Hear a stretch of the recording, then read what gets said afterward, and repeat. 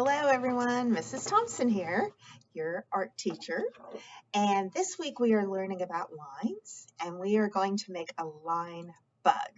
We're going to draw this adorable little bug here and we're going to be using different kinds of lines to decorate him. Like vertical lines, horizontal lines, zigzag, wavy, curly cues, all different kinds of even scalloped lines like you see around his eyes here. And we're going to Sharpie him and we're going to color him. For coloring your bug, I recommend crayons because we're going to draw him with a Sharpie. And if you color him in with a crayon, you can see your lines better. Now, if you only have markers to color with, that's okay. But if you have markers and crayons, crayons really will work better for this, as you can see.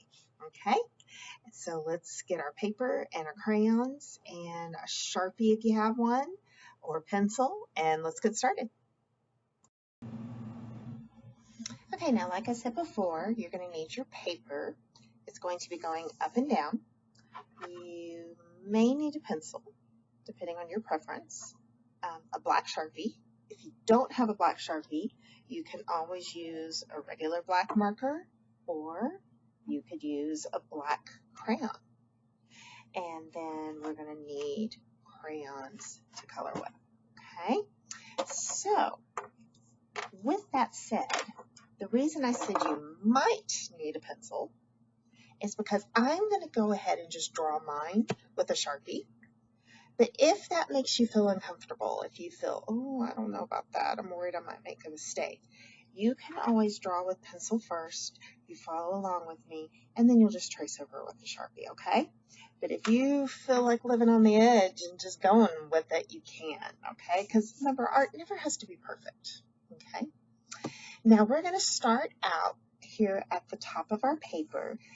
We're going to be really close to the top and we're going to make a curved line. And you can see I'm practicing with my finger first, but it's not touching the top because I want to leave room for my antennas. So again, I'm practicing with my finger first so I can kind of see where I want it to be and how big I want it to be. And I'm going to make a curved line like that. It's kind of like a rainbow line. Okay? And remember, it never has to be perfect. And that's going to be the top of his head. Now we're going to draw an eye on each end of this rainbow line. So I am going to draw an oval here and here. Now it looks kind of like a pair of headphones. Okay, then inside I'm going to draw another circle. And I'm going to color that in dark. If you're drawing with pencil, you can always do this coloring it in dark later. There's no need to color it in with your pencil, color it in with a Sharpie marker or crayon. And now remember, this bug is an insect. And insects have antennas. So I'm going to draw two antennas. And I'm going to put a little circle on the end. I'm going to make this one just a wee bit longer.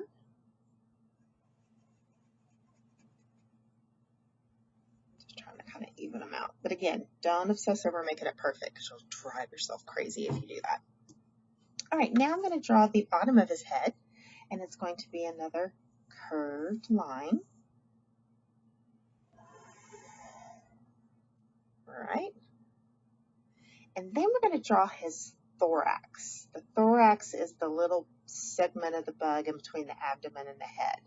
So I'm going to draw the thorax. I'm not drawing it very big because I'm kind of starting a little too big with my head there. And I'm going to connect it. And then I'm going to draw the abdomen. It's going to be going off the page for mine. If yours doesn't go off the page, that's totally fine. All right, now we're going to draw the legs. Now, how many legs does an insect have? Very good. They have 6. All right, so I'm going to draw leg 1, leg 2, leg 3, leg 4, leg 5, and I'm pretending like it goes down and comes back up. and leg 6. And again, he's going off the bottom, but that's okay, because that means I filled up my paper, so that's actually a good thing. Now, if yours doesn't go off the bottom, like you have more room, you would just round the bottom of his abdomen out. And these 2 legs would come to a point. Let me put a piece of paper under here so you can see what I'm talking about.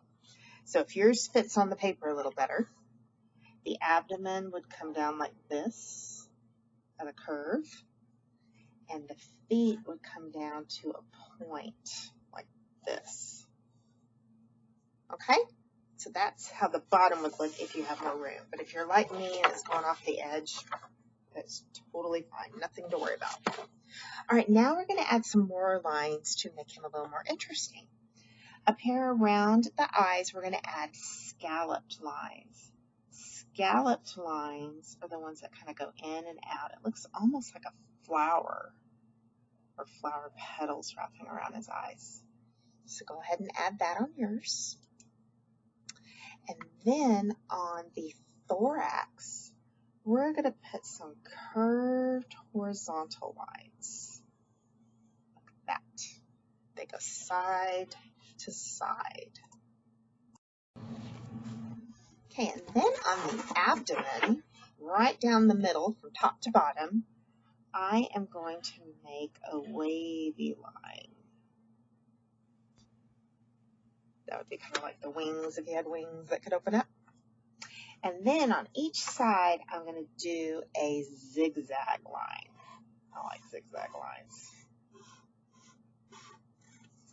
Same thing over here. He's cute. All right, now on these 2 legs, we're going to do some vertical lines. Those are lines that go up and down. And these are going pretty much straight up and down, maybe at a little bit of an angle, but they're not really curved is the point I'm trying to make. And then on these 2, we're going to do a curlicue line. I'm not going to be able to make it too big because the leg's not that big. I like curlicue lines. These are fun. They remind me of the shockwave. That ride at Six Flags where you go upside down. All right, and then on the 2 back legs, I'm going to do a zigzag line again. My zigzag lines are a little off today. All right, and that is our bug. He is adorable. I love him. Okay, so now what we're going to do is we are going to color him with crayons. You're going to color each segment or part of your bug a different color. We want them to be really bright and colorful. But before we do that, I want to show you something in regards to coloring. Okay, I'm going to draw 2 ovals. And look, it looks like Isaac. It looks like a frowny face. That is funny. I'll give him a little tear. All right, I entertain myself, as you can see. Okay, so this oval, I'm going to show you the wrong way to color, so I'm putting an X. And this oval, I'm going to show you the correct way to color. All right, and this is especially for our first graders or anyone that is new to our school. A lot of times I see kids in kindergarten, first grade, and even second grade coloring like this. And a few of you, we had a lot of talks about this last year. And then they go, done!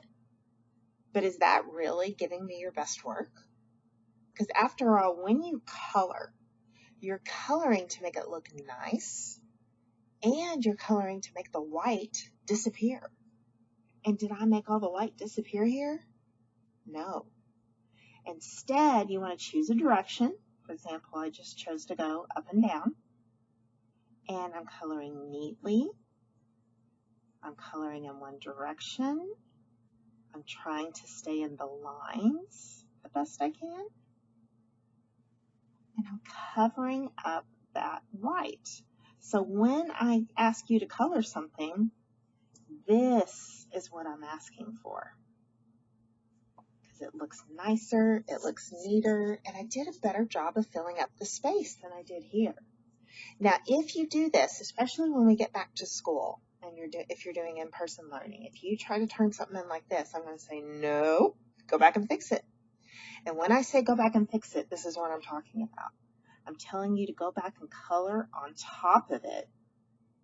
It'll never be perfect because you'll still be able to see those scribbly lines underneath, but you can make it look better. And you just color right on top of it.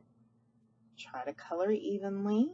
I'm kind of doing a round and round direction here, and I'm coloring over it. And look how much better that looks. Okay, so keep all of that in mind whenever you're coloring something. Okay, so I am going to color this little stripe side to side. And again, notice how I'm coloring nice and neat. You can choose any colors you want to choose. And you can choose the direction you go, side to side, up and down, at an angle, kind of going round and round. But whatever direction you pick when you're coloring that area, stick with it. I'm going to do some yellow around this, because then it'll kind of stand out and look good next to each other. It'll have contrast. All right. And then I'm going to keep coloring. I'm going to color every section of the bug. I'm going to leave the background white, and I'm going to leave his eyes white. But other than that, I'm coloring everything else. So again, only two things are going to stay white, the background and his eyes. Okay, so I'm going to fast forward to finish coloring. You are going to hit pause and finish coloring, and then we'll meet up in just. Okay, so we finished coloring our bug. We colored as neatly as we could, and we colored every space, filled it with color except for the eyes and the background. Okay, now if you want to share your picture with Mrs. Thompson, take a picture of your line bug and upload it to that Google form. There's a place where you can add an attachment to it. And Ms. Thompson, throughout the year, is going to be making a virtual art show. That means there'll be a website online where we can display everyone's art and see and enjoy everyone's art. But you have to send me a picture for me to be able to do that. If you don't want your picture in the art show, then just don't send it to Ms. Thompson, or put a note on the form that says, please don't upload my picture. Also, be sure you fill out that Google form with your name so you get credit. Because if you don't do that, it takes points off of your grade, and you don't want to lose points on your art grade. That would be embarrassing. Okay, so thank you for watching. I can't wait to see your line bugs, and I hope to see you soon. Take care.